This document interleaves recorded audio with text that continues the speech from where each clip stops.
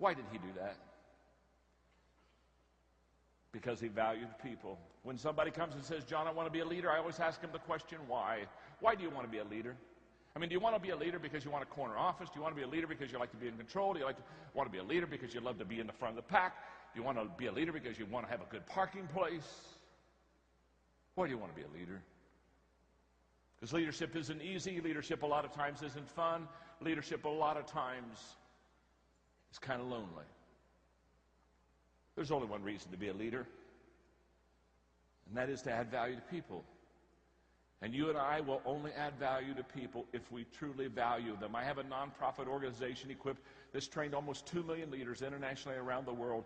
And I kid you not, as I go to developing countries twice a year and I travel internationally, and I sit down, sometimes I have the privilege of being in the offices of presidents of countries.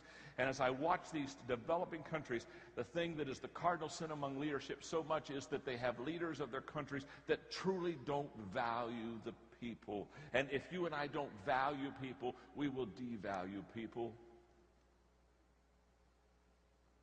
Number two, if you want to add value to people, you have to make yourself more valuable. You just have to get better. You have to keep growing. You have to keep learning. You have to keep developing. Why? Very simply.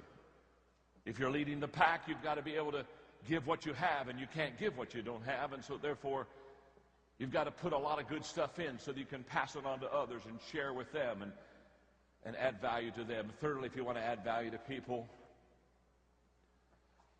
you have to know and relate to what other people value. You and I have to walk slowly through the crowd. We have to listen. We have to care. You see, great leaders are first of all listeners, and then they're learners, and then they're leaders. They really do take their cue from the people. They understand that the key of leadership is connecting with the people that you lead, and the only way that you and I ever connect is by caring enough to listen. Number four is very important to me.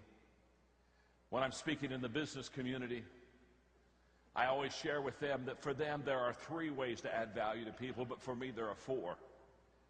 And I tell them I'll give them the 3. And so I'll spend maybe an hour doing those 3 things I just shared with you, talking about how to add value to people. And inevitably, when I'm done with the 3, somebody raise their hand and say, John, you said that for you there was 4, but you said there's only 3 for us. I said, yes, it's nothing personal, but this is about my faith, and so I don't really need to share this with you. It's because I'm trying to help you, and I don't want to cross boundaries with you. And inevitably they'll say, but John, tell us what yours is. And I'll say, well, okay, you can hear mine, but don't write it down. In fact, don't listen. Because number 4 for me is, if I really want to add value to people,